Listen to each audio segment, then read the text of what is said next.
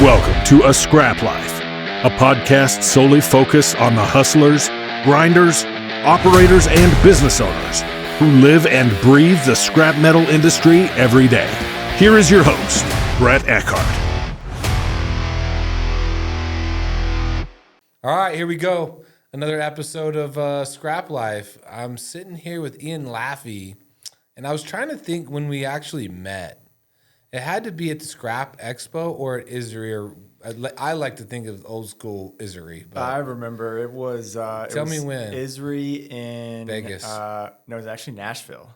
Oh. I walked up to your booth. You were setting up a podcast with Jennifer Betts. Okay. And I walked up and I was like, "Hey, Brett, my name's Ian with Zato. I know you guys don't have a shredder right now, but if you're ever looking for it, I would love to give you a call." And you were like, "All right, man, sounds good." You're clearly in the middle of something. You know how many times I walked by the Zato booth, and I've looked, and I was like, I don't need a shredder. Like, I don't need a big ass dual shaft shredder. It was never something that I ever thought I would want, however that looks. And Right. It was like last year. So just so anybody knows, I love having people on the podcast that I do business with, right? Or I bought their equipment, or we've done something, because it's like my genuine opinion of this is what I think of your equipment. Yeah. This is what I think of your business. And I'm not here to talk shit, but the goal is nobody's paying me to sit down with somebody that owns a piece of equipment that I don't own and be like, hey, I bet your guys are great. Say something nice about our machine. That's not really how it works for me. So it was like, you happen to be here in town today. And I was like, well, dude, let's do a podcast, right? Yeah. So here we are. Yeah. But anyways, so having a dual shaft shredder is something I never really thought I would ever need or want, because I never really thought about putting in a big hammer mill, right? And I was always under the impression the purpose of a dual shaft is just to shred stuff so you can eventually put in your hammer mill and not have explosions, or find, pieces that shouldn't be in the hammer mill in the first place. Yeah. I would assume that's probably primarily why people buy them. Yeah, and it's probably 55% of our market in the U.S. is pre-shredding. Okay. And the other 45% of that is was kind of an unaddressed market of, I have my shear baler, I have, the mobile shears in my yard, that's how I'm going to cut up material until I start shredding. Well, we're sort of bridging that gap between once you've filled up your shear baler and you have gotten over capacity from it, move on to something that's not quite a hammer mill, but gets you introduced to really dense shredded, quote unquote, shredded material that can be easier to ship, open up new markets, maybe new consumers. And that's where we found a really, really good niche for the Blue Devil. Gotcha. Yeah. So I bought mine. So long story short, we get to a period where we're buying a fair amount of, skeleton, low residual material that could be shredded. We're baling with our mobile balers, which makes a nice number one bundle if you got the right baler. We run Aljon 580s, we run Sierra RB6000s, and both of those machines can make you a really nice bundle package, right? Well, we were just between all the tin appliances, cars, that material, we were kind of over supplying our mobile balers. So I was like, well, is there something out there that could bridge that gap, that we could kind of make a product maybe we're not making today, but could kind of help take some relief off our balers without just buying another baler, right? Yep. And so we started doing the research on dual shaft shredders, because we're like, well, maybe if we can shred it, then I can sell like a low residual or a clip package. Yeah. And, with the skeletons and some of the other material that we were baling. And so we kind of went down that rabbit hole. And literally, we're going to talk about this in the Scrap Expo. And this doesn't have anything necessarily to do with Zato, but one of the things about being a small business is you can make fast decisions, right? Yeah. So we kind of started going down that rabbit hole of well, what if we shredded it, and then what if we could do this, and what if we could do that? And literally, I think when we got a hold of you and said, when Jake Bronstein kind of helped us make that connection, it was a couple months later. We're like, okay, let's go. Yeah. Can we do this thing? Great. Oh, you guys have one ready to ship? Great. It's gonna fit in perfect in our yard. Okay. Yeah. Like where and do it we was sign? like, dun, dun, dun, dun, dun, and so it was really quick. But what made it the difference for me was that is I was trying to take pressure off some other equipment, not necessarily my guillotine shears, but I was trying to take pressure off my balers. I was like, well, if I can shred some of this stuff, still get my rail cars up to weight, still make a good package, then I might be in a good position. And I coupled that with being able to shred oversized tires, or I could really basically shred any size tires, but really what I needed the most help with was, say, my oversize, because I was just LaBounty cutting them, and I still am to a certain extent. But that was like what made the niche for me. Yeah. I'm sure there's people that use, their machines to do all kinds of other stuff, I would assume. Yeah. But I just like to tell that story because like I'd never know you could have bet me $10,000 You would have 3 a years shredder. ago that I'd be like, I'd fucking take that bet 18 times over, right? Yeah. And now I'm like, hey, by the way. Well, there's Like, there's but really something to be said. It's a niche. Yeah, and there's something to be said for those shear balers because they do a really good job and they cover a huge ground from 0 to, let's say that the shear baler is like step 2 of the entire processing in a scrapyard because there's so many different materials that they can combine and densify and make it easier to ship, maybe get easier into a mill. And what we're doing is just trying to take some of that stuff that's slitter coils, these bushling clips, sheets, plates, stuff that's not perfect for a shear baler, but can go through there and just give it a more efficient way for guys to process it. Gotcha. So a lot of our customers that aren't pre-shredding are using it just for bushling purposes. That's probably the most common application. Yeah. So enough about equipment for right now, but we'll get back to it. So how does a guy like you get into the scrap business, and kind of give me a little history on Ian. Like let's dive into what you do. Well, I don't come from a scrap background. I don't come from a recycling background or anything like that. My dad works in the legal department at State Farm. I'm from Central Illinois, a bunch of cornfields in Bloomington, and went to University of Kentucky, studied information technology. And about halfway through college, I went to a job fair and interviewed at a company called Big Ass Fans. Oh, yeah. Which I saw those ones in your warehouse. Yeah. Yep. We own a fair amount of them. Yeah. They're fucking awesome. They are By awesome.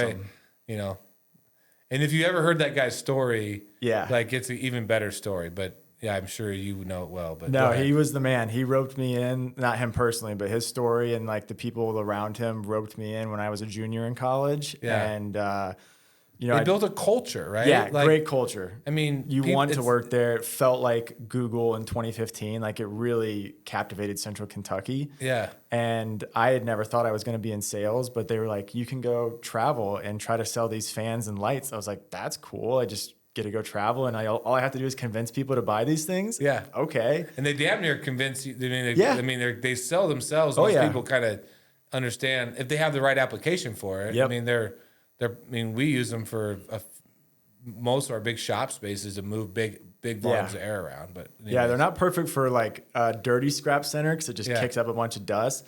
But a trucking area, maintenance bays, like stadiums, there's nothing better out there. Absolutely. Yeah. So I worked there for 2.5 years, and one of my buddies was a sales rep there. Started working at Steinert, got connected through Central Kentucky area, there in Northern Kentucky. Mm-hmm. So he brought me over from Big Ass Fans to Steinert, and I was there for about 5.5 years covering the West Coast, Midwest, Texas areas. Okay. And that's where I obviously got introduced to scrap and, really started hanging out with people that, like you, just love the game, love the grind of the scrap industry. Yeah. And I was like, all right, I never thought I would be doing this. Never thought this industry even really existed. And now I'm, 9 years into it, and I'm like, I'm good deep, stuck. You're deep. Yeah. So did you end up graduating? Did you end up graduating from school? So I finished school slowly, started working at full time at Big Ass Fans. My buddies were like, you have to finish school. Like, I know you feel like this is a cool job and stuff, but you've got to finish. So I was fortunate that I had good influences in my life back then because it would have been super easy to stop and just go into full time. But Yeah, I graduated in 2018 with an IT degree and just went right into sales at So, Steinert like, then. would you give your advice if you could talk to yourself at into high school again? Because because I got a 15-year-old and I got a 12-year-old at home, Yeah. right? And both of them play sports, so I think that I will encourage them to go to college if they want to play sports. Yeah. I will probably encourage them to. They're both pretty smart. I'll encourage them to go if they have a very like identified path, right? Sure. I will probably tell them to go to work somewhere Yeah. other than here if they don't. Yeah. What advice would you give yourself or to that generation that's a junior in high school or senior in high school this year? Because college has changed, right? Like the whole dynamic of what you can learn with Chat GPT and Grok and OpenAI and YouTube and I mean, dude, it's the educational resources goes on forever. Would you? I mean, if I could go back and tell my 2015 self or 2012 when I graduated high school self, like, hey, I was going into college thinking I was going to be a dentist. Okay. So that's what kind of drew me. And I never really thought Which you do need a degree to do that. So that's non-negotiable. Yeah. And I never really thought that there was an alternative route. Like my parents weren't really like, you have to go to college, but they were certainly like, here's college. If not, get your ass to work, which is fair. And that's right. I figured I would always do something that would require a degree, even though I really am not now. I'm glad I got my degree. And I think that the best thing college offers you is a network, first and foremost, of like-minded individuals who are going to pursue, similar fields or similar paths to some degree. Like a lot of guys that I met in college are accountants and lawyers that are super useful to know now. But on the other side of that, you can also go to college, spend a lot of money, waste a lot of money, get out and be stuck at square one, not utilizing your degree, which is something that, that's probably worst case scenario is you go and not end up needing that degree or using it to any advantage. But I think the next 10 years is in the next 20 years. I mean, I think about it all the time. It could be all the way up where you have to have a college degree to do anything because AI is taking a lot of the lower level jobs.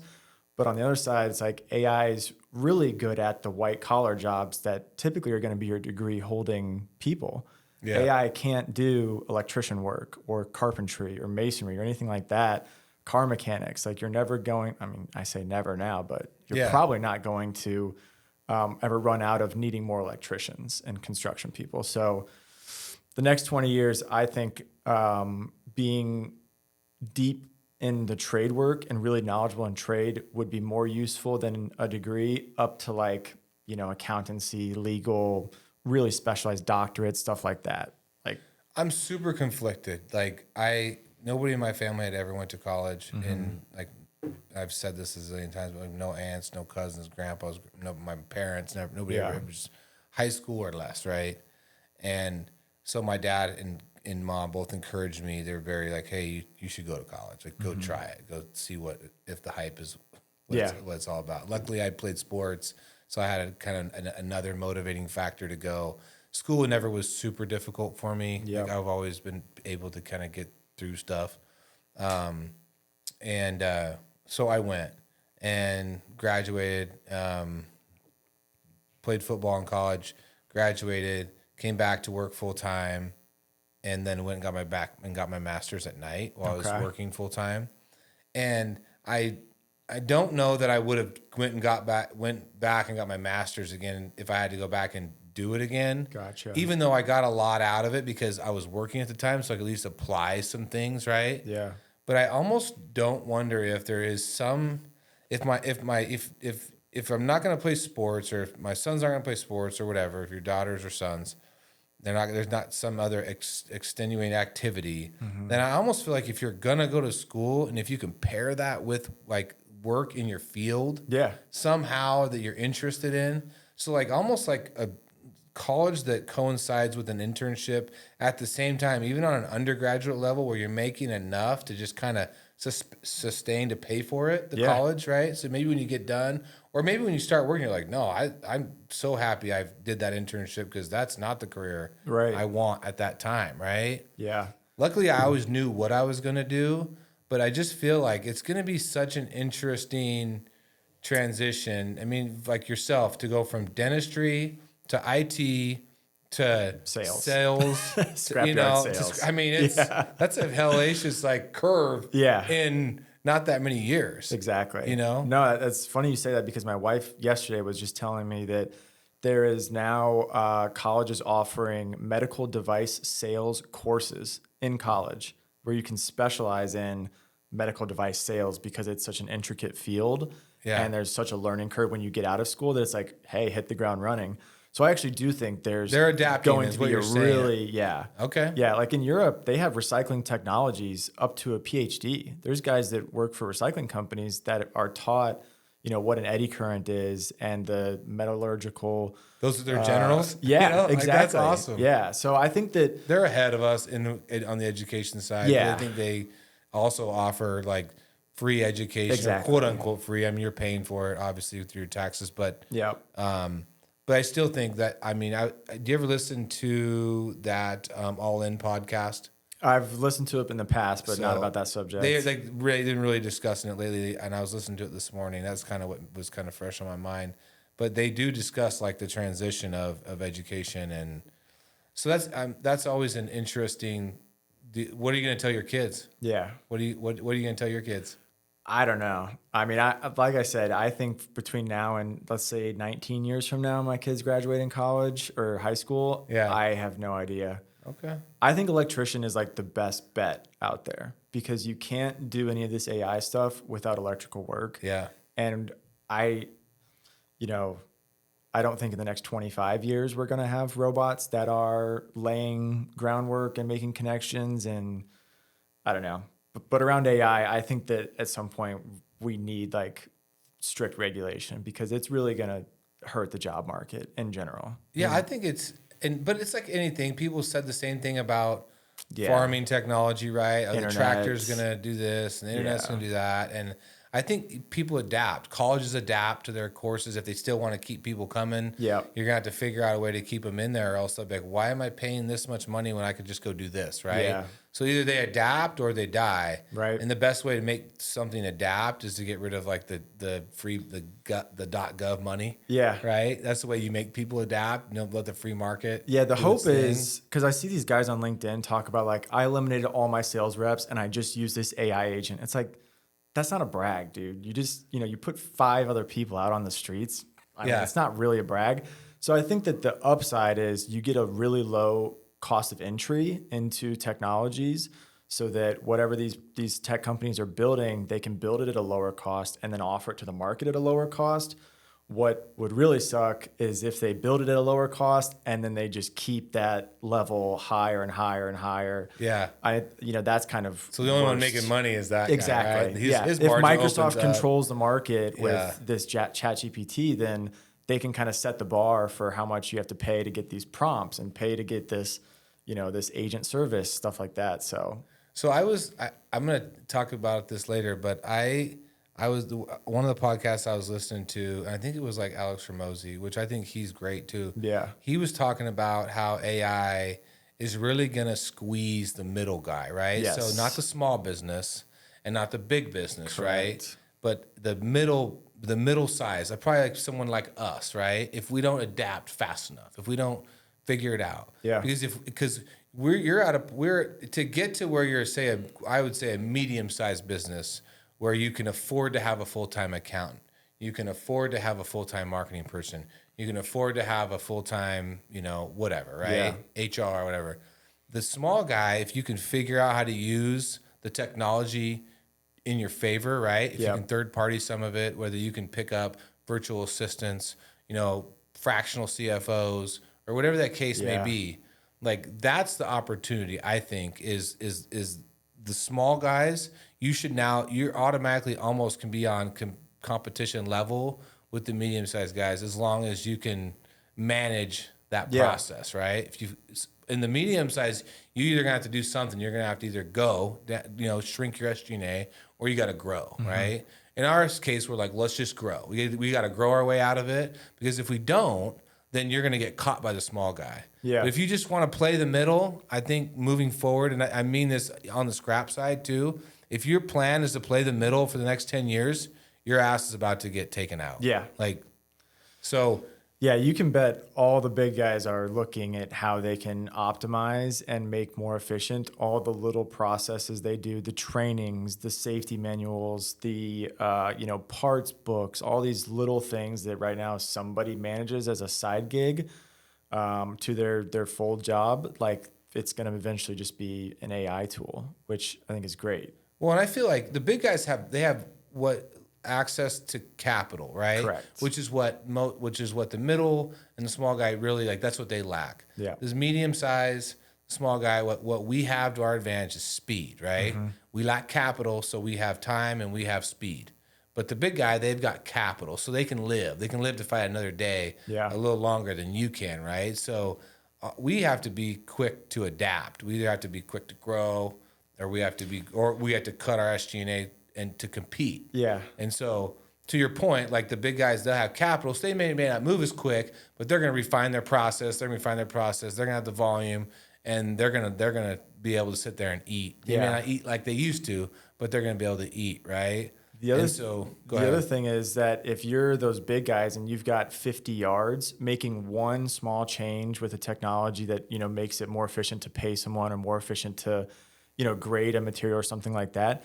If you can roll it across 50 yards, your scale is crazy. Whereas if you're 1 yard, it'd be nice to not have to do that, but we're just 1 yard. Like, what's the big deal? It's 20 minutes a day. Yeah. But for those big guys, like that one difference could be, $100,000, $1 million difference. Yeah. Oh yeah, it's a big once they figure it out and they tweak the system enough, all of a sudden they get that much gain. Exactly. Well, you might get this much. So then you got to really hone in on your operating costs.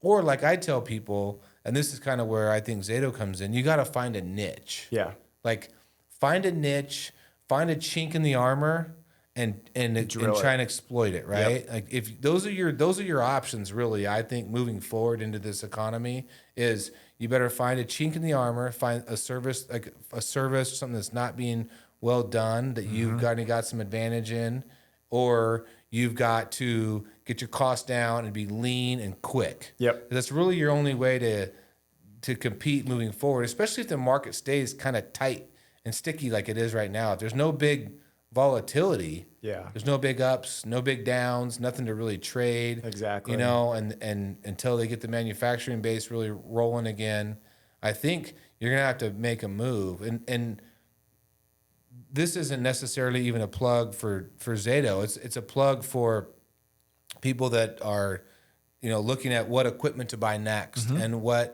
how to grow. Yeah. It's like, find something that you're good at, or that you have the opportunity to be good at, or even really good at, and go hard at that angle. Yeah. And I think those are the people that are going to survive. Yeah. And it requires kind of going out on a branch as far as like taking a risk, because there are a lot of guys that, I talked to 3-4 years ago who are like, I really wish I would have done this. And 2 years goes by, it's like, I wish I would have done this. And had I done that before now, I'm like, look, at some point you kind of just have to go do it. And if all of your due diligence has checked out and you aren't going to squeeze your bottom line too bad by financing something, or it's going to make people's lives easier on your yard, you kind of just have to jump and do it. And that's easy to say coming from a sales guy, but there's no one that's ever said, I wish I would have waited longer to get that shredder, or I wish I would have, gotten this done before I got the shredder. A lot of guys say the opposite of, I wish I would have done it last year because right now I could be absolutely crushing it. Yeah. And it goes for any equipment out there. To some degree, you just have to take the risk and do it in order to grow. Because if you're not doing it, that guy 2 hours away is, and he wants a yard closer to you, and he wants some of that material that you have. And the scrap business, we're at a point right now, and this is what I tell people, like, when it comes to volume, right? Like, there's no extra volume coming into this market. I mean, if you want more volume right now, you got to go get it from somebody, right? Yeah. So do you want to be the guy? This is how I look at it. Do you want to be the guy who's losing market share because someone's taking it from you Yeah. because they either took the risk or they're better at customer service or whatever the case may be, right? Or do you want to be the guy that's out there trying to take somebody's volume? Like, those are really your two options. Correct. Because in order, if you want to make money in this business, you either got to get your costs down, which means, you use AI tools, cut staff, however that looks like for you, or you got to go find volume and get your cost per ton, per pound of process down Yep. so you can support it, right? And so, Or make a better margin. find a niche, right? Yep. Like those are maybe your other options. Go find a niche that makes sense for your business. Yeah. That that's out there that's needed. I mean, that's kind of how we end up in the tire business, right? My grandpa, my dad and I've talked about this the other day. If my grandpa would have saw that we were in the tire business, he would have fucking turned in his grave, right? Would have rolled over. Like, there's no way. And not because he doesn't think that it's probably a valuable industry or whatever. Just tires have always been just such a pain in the butt. Yeah. And they still are. If you want the honest truth, it's still it's a work in progress. But it was a niche that we kind of already had somewhat of an advantage in with locations and equipment. So it was like, okay, let's find that thing that we can still grow into while we kind of let this scrap market. It has to feel natural. Out. You can't create a need for a product or a service without it feeling like natural. Like, you guys had that tire and then you said, what can we do to make money on this, and invested in something for it. Yeah. It's a lot easier to do that than it is, I want that Zato or I want that shear or that crane or whatever. I'm going to go out and find a business that can justify me buying that. Like, it's much easier to naturally, evolve as a business into that thing you're considering because you've got the business case already for it. You just have to execute. So do you think, how big of a role do you think interest rates play in your guys' ability and people that are trying to sell equipment that's similar in value to what you sell? Yeah. How big of a role does the interest rates today play in your ability to sell machines? Not as much as you would think, and kind of same things with the tariffs. Like, a lot of people assume that it's crushing us or it's hurting us, or, we just have to raise our prices 15% to work around it. It's really not. Like, we're compensating a little bit, but we're more than happy to share the cost of those tariffs. It is on the outsider to pay it, right? Yeah.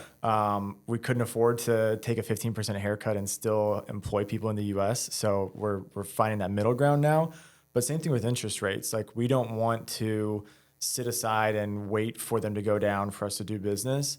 The thing that is more difficult is it really wrecks consumer confidence, and not just around equipment, but around everything, where they're putting their money. A lot of guys are, before the Trump deal was signed for this government spending bill, they were like, I'm going to invest in farmland right now. I'm going to invest in other markets that aren't scrap because there's really nothing to do in scrap right now. So I don't think that for our machines, I really don't. Like, we didn't see much of a difference between even at Steiner, when it was 2% to get an eddy current, I didn't see people jumping at it like, hey, now's the chance, because there were other market things of, scrap was falling out of the sky and oil was negative. So there were all these other things where now the market's hot. The, unemployment's really good. All these things are really good, but the downside is that interest rates are up. So it kind of evens out in a way. So you don't think it's like it plays a big role in your guys' deal? I don't. So what does play the biggest role when when you're trying to sell, dual shaft shredder, and we can talk about your hair mills in a little bit, but like what is the big hurdle that people have to overcome in your mind that you're the one you hear the most about? Yeah, I hear all kinds of different things. Okay. Of like, we're not big enough, we're not small enough, we don't have the right guys in place to do that. I would say the difficult thing that I have to do, and there's a really good book called The Challenger Sale that talks about this, is trying to educate guys that don't know what a twin shaft is or why it makes sense. Like, does it make sense for everybody? Absolutely not. And I've said no to more guys than I have said, like, yes, I want to sell you that, because they're not that niche. Yeah. But trying to educate guys into, here's what it's going to achieve, here's the things you can make money on it. Does that make sense for you? Because depending on where you are, who you're selling to, what material you're buying, there's guys that it's going to be perfect for in the middle of, northern Maine. And there's guys that it's going to be terrible for in downtown Atlanta. Like, there's just different scenarios all over. But no, interest rates rarely come up. I mean, I think it might help a little bit, but if guys aren't going to buy, they're not going to buy. And my job's to get there to get to that no as fast as possible.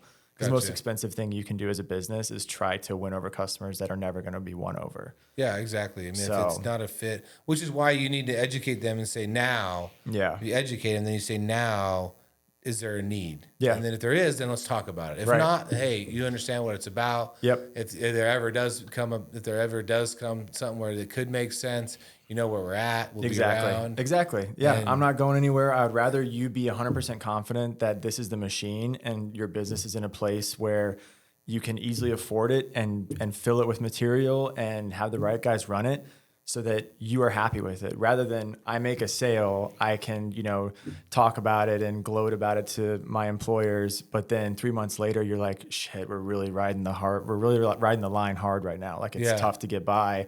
We're squeezed because we just bought this equipment. That's the worst thing I could imagine. Yeah. Yeah. I mean, I think I hear probably more than anything else of like the cost, it's over $1 million. It's an expensive piece of equipment. Yeah. So I get it. And my job's to show guys if it makes sense. Can you justify that? Yeah. So you say a lot of people are putting these in front of like hammer mill shredders, obviously. Mm-hmm. And, but you guys have also kind of started getting into the hammer mill shredders too. I mean, you and I have been kind of talking about some stuff, and just so everybody knows, like, I'm not trying to shred cars or like, just put it out there. Like, I've always been intrigued, just like every other scrap junkie that's intrigued by hammer mills. But, we've talked about different applications and what it could make sense for. And for everybody that says, I'm never going to be ready for a hammer mill, or I wish I had two, or whatever the case may be, do your research, please, because they'll fucking eat you up in a hurry. And I've heard more than one fair share of shredder horror stories, but I've also heard, you don't see a lot of people mothballing shredders. No. So there's something there. But long story short, so that's kind of the next evolution for you guys, right? Yeah, and we've been in North America. Correct. Yep, we've been selling them globally for Luigi's going to get mad at me, probably 13 years. I think we sold our first hammer mill in like 2012. We've got several around the world, a lot in Asia, a lot in Europe, Australia, South America. The US is a really tough market. Guys want the biggest, baddest, and it's, again, hard to, show people that you don't need the biggest, baddest to make money. And a lot of times if you try to stretch yourself to have that bigger size or whatever, that becomes a pitfall. Yeah. And like you said, some guys that have shredders on one day will be like, oh, it's the worst thing I've ever done. This is so stupid. I cannot believe I fell into this trap. But then the next day they're like, this is amazing. I'm making how much per ton? Are you kidding me? I have Zorba. I have this aluminum I can refine. It's amazing. I can sell anything to anyone because I can break it down. So it's hot and cold, and as it should be. It's a huge investment. It's the biggest investment you'll make as a business, probably. So it's a big deal. But yeah, we're trying to address the small, I'd say 6,000, 7,000 ton a month and below yards that want to create Zorba and shredded steel and Zurich type products off of their material, get a little bit more out of it, and be able to sell to new consumers. How many tons? On the high end, what's the addressable market? What's your avatar? What's your customer? Yeah, our Sim Sam Som. Yeah. Our biggest shredder that we can support in the U.S. right now will do about 6,000 tons a month on one shift. What about the one that we were looking at before, the smaller one that's going to do, like, say, iron and aluminum and stuff like that? Yeah, do 2,500 tons a month. Okay. Yep. Yeah, so we make a 600 horsepower, 1,200 horsepower. And then once we have the infrastructure built in for service, we have a 2,000 horsepower that we sell in Europe that is, more online with the U.S. market. But we're not in the game to, feed the big guys with big machines. And I think that goes back to finding your niche, right? Yeah. Like for the people out there that are kind of looking at like, what are my options? How do I grow? And how do I like find opportunities to grow in this kind of challenging market that we're in right now while tariffs get sorted out and interest rates get sorted out and regulations get sorted out? There's just a lot of like I look at it kind of like as a big ball of yarn. But once it gets rolled out, it's going to be nice, right? But it is kind of a convoluted fucking mess right now. Yeah. But I do think that it's trending in the right direction. And there's going to be a year or two coming that's going to be one of those like face rippers, like where it's going to be really good. Yeah. And I say that because I was talking to Levi Morse the other day doing a podcast, and I said, that what people forget about the scrap business is there's like usually 2 good years a decade, and then you're gonna have that you can make money, like really good years that you can make a lot of money. Yep. There's 2 they'll kill you, like, or try and kill you, like they'll put you on the ropes, right? Because it's just you're gonna bleed and bleed and bleed, and it's gonna be rough. And then you got 6 that are just like you're just trying to just break even. If you break even, it's a win. You lose a little bit of money, make a little bit of money. Yeah. But they're kind of non-events. Yeah. Which this year kind of started out pretty good, but I feel like it's going to end up in one of those kind of non-event years, right? Yep. And the year before was a similar type non-event year. And then you'll get one in there, and sometimes they're back to back.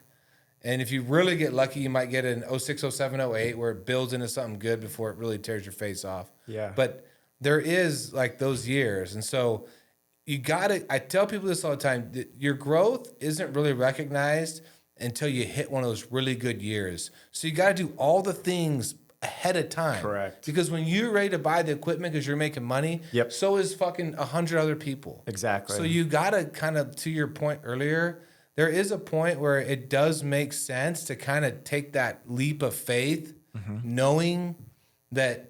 And I'm not saying you don't catch it before one of the death years, but if you catch it decently correct, maybe you got to wait a year, maybe you got to wait 2 to really get it. But then you're in a position, you've ran the equipment, it's installed, it's ready to go. Your team's been working on the maintenance. So when you do get a good run, you're just super well positioned to fucking take advantage. Yeah. And if you look at all those big yards now, all those big companies now that have, 50, 60, 100, 150 yards, they started off as small companies, but what they did really well was they executed in those good years to really make a lot of money, and they kept a good line. They kept a good employment of people when it was a bad year. Yeah. But then in those bad years, they bought the dip. They bought other yards that were struggling. They expanded, and it just keeps going. It ebbs and flows. And if you are confident that it's going to kind of stay remotely consistent over the years, then you can recognize in a down market that like, hey, now's the time I should be, buying those extra trucks. Now is the time I should be hiring those new mechanics or those new demo guys or whatever, so that when the market turns, I can take full advantage of it. Because like you said, when the market turns, everyone's going to want to hire them. Everyone's going to want trucks. Everyone's going to want shredders. But nobody wants them when the market's down and it's tough Use to... those 5-6 years. That's when you use those years to get really efficient, right? Yeah. Use your 2 down years to get yourself like dialed in and cost wise, right? Use that to cut fat, to get yourself positioned, right? But then use those other years to get efficient, and use those 2 down years to cut fat and look for a good deal. Yeah. But position yourself for those 2 years ahead of time so you can snatch the good deal. Then the other 6 to basically just kind of be efficient. And then the other 2, maybe you get lucky, you get a 2.5. Yeah. But those other 2 winning years, then you really get to recognize all the work you've been putting in, all the risks you were willing to take when nobody else was. That's how you win, in my opinion. Agreed. In this industry. And there's always something. There's always something going on. There's like the number of different current events I've heard that have affected a sales cycle is just, it's endless. It's an election year. It's not an election year. It's, there's no spending bill. There is a spending bill. There's no tariffs. There is tariffs. Like there's just the Chinese green sword stuff, the European exports, wars. Like there's always a reason to sit and wait and not spend money. And there's very rarely a reason to stand up and like go out and spend money. So yeah, you just got to be, at that account or at that dealer that you want to do work with when the time comes, and just show up, month after month, which is why I, try to send emails once a quarter, try to call every single scrapyard I know of once a quarter. Just, hey, what's going on? Just try to keep something there so that if and when the time comes, I'm at least a thought in their brain. Well, man, I feel like the scrap industry, we sucked another good one out of the system with you.